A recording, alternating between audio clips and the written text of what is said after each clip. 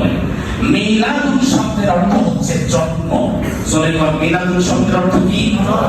আর নবী মানে তো নবী, তাই মিলাদুন নবীর অর্থ হলো নবীর জন্ম। মিলাদুন নবীর অর্থ কি?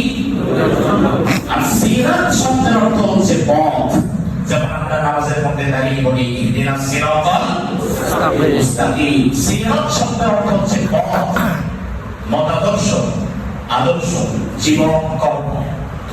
সিরাতুন নবী মানে হচ্ছে নবীর আদর্শ, নবীর পথ, নবীর জীবন। আর মিলাদুন নবী মানে নবীর জন্ম। এখন মিলাদুন নবীকে অস্বীকার করার কোনো উপায় নেই, কারণ নবীর জন্ম যদি না হতো তাহলে কি আমরা নবী পেতাম না? অবশ্যই নবীর জন্ম হয়েছে, অবশ্যই আমরা মিলাদুন নবী মানি।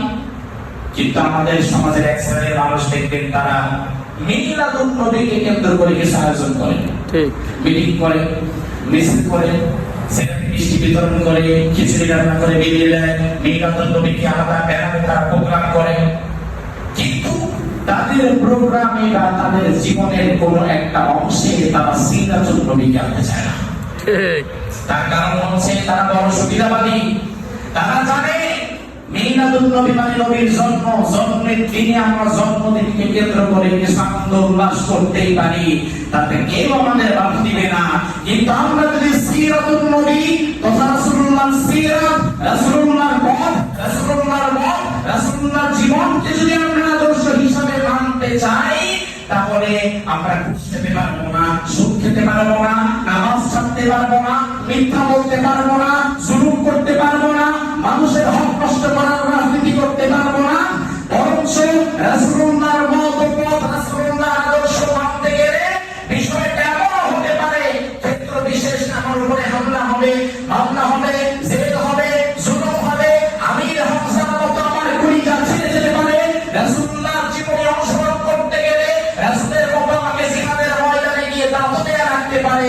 রাসূলুল্লাহর জীবনে অনুসরণ করতে গেলে ইমাম হোসেনের মতো আমার কল্যাণ দেয়া রাখতে পারে। এই জন্য তারা বড় সুবিধাবাদী, তারা রাসূলুল্লাহর জীবনে মানে না, বরং শুধু জন্মদিনে কেক কেটে আনন্দ করে। কিন্তু আমরা মিলাদুন নবীকে অস্বীকার করি না, মিলাদুন নবীকে আমরা মানি, তবে মিলাদুন নবীতে আমল করার মতো কিছুই রাসূল জন্ম হয়েছে, বাস সেখানে আপনি কি আমল করবেন? রাসূলের জন্মকে সামনে রেখে আপনার কাছে আমল করার কি আছে? কিন্তু রাসূলের সিরাত, রাসূলের পুরো জীবনকে সামনে রেখে আমল করার হাজারো বিষয় আছে নাই? এই জন্য আমরা মিলাদুন নবীকে মানি, কিন্তু আমলের জায়গাটা হচ্ছে সিরাতুন নবী। কারণ রাসূলুল্লাহ জীবনের শুরু থেকে শেষ পর্যন্ত প্রত্যেকটা জিনিস আমাদের উপরে মানার জন্য যিনি বাধ্যতামূলক করে দিয়েছেন তিনি কে? আল্লাহ। মানবেন কিভাবে? আপনি তো রাসূলের জীবন জানেন না।